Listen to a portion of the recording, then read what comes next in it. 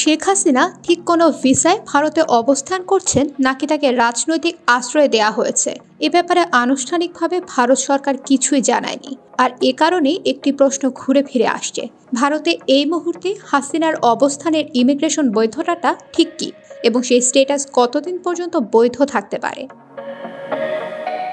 গত 16 আগস্ট দিল্লিতে পররাষ্ট্র মন্ত্রণালয়ের নিয়মিত সাপ্তাহিক ব্রিফিংয়ে মুখপাত্র রণধীর জয়সওয়ালকে প্রশ্ন করা হয়, প্রায় 2 সপ্তাহ হলো বাংলাদেশের প্রধানমন্ত্রী শেখ হাসিনা দিল্লিতে অবতরণ করেছেন, তিনি কি নিয়মিত ভিসায় ভারতে আছেন নাকি রাজনৈতিক আশ্রয়ের আবেদন করেছেন, নাকি তাকে কোনো ধরনের গৃহবন্দী বা অভ্যন্তরীণ অবস্থায় রাখা হয়েছে।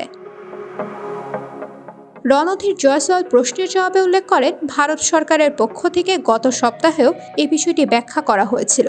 সাবেক প্রধানমন্ত্রীর ভারতে আসার বিষয়টি অনুমোদন করা হয়েছিল খুব স্বল্প সময়ের নোটিশে। এই পরিস্থিতি এখনও ক্রমাগত পাল্টাচ্ছে। এই মুহূর্তে অন্তত শেখ হাসিনার পরিকল্পনা নিয়ে নতুন কিছু জানানোর নেই। খোঁজ নিয়ে জানা যায়, যদি প্রধানমন্ত্রী হিসেবে পাওয়া শেখ হাসিনার ডিপ্লোম্যাটিক কিংবা অফিসিয়াল পাসপোর্ট বাতিল না হয়, তবে সেই পাসপোর্টের সুবাদে তিনি অন্তত 1.5 মাস কোনো ভিসা ছাড়াই ভারতে অবস্থান করতে পারেন। ফলে এই সময়সীমার মধ্যে অন্তত ভারতে তার বর্তমান অবস্থান সম্পূর্ণ আইনসম্মত। ভারতের এক্ষেত্রে আলাদা করে কোনো ব্যবস্থা নেওয়ারও প্রয়োজন নেই।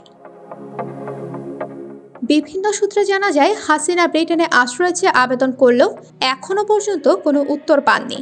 ব্রিটেনের শাসক দল লেবার পার্টি হাসিনাকে আশ্রয় দিতে চায় না। তাদের বক্তব্য, হাসিনাকে আশ্রয় দিলে দেশে উত্তেজনা ছড়াবে। বাংলাদেশি বংশোদ্ভূত লেবার এমপি রূপা হক স্পষ্টই জানিয়ে দিয়েছেন, ব্রিটেন সরকারের উচিত নয় হাসিনাকে আশ্রয় দেয়া। পররাষ্ট্রমন্ত্রী ডেভিড ল্যামির মুখেও একই সুর। ব্রিটেনে কমপক্ষে 70,000 বাংলাদেশির বাস, তাদের অধিকাংশই হাসিনা বিরোধী।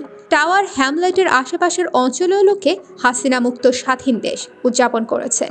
এ অবস্থায় ব্রিটিশ সরকার চায় না হাসিনাকে দেশে এনে জনমনে ক্ষোভ বাড়াতে।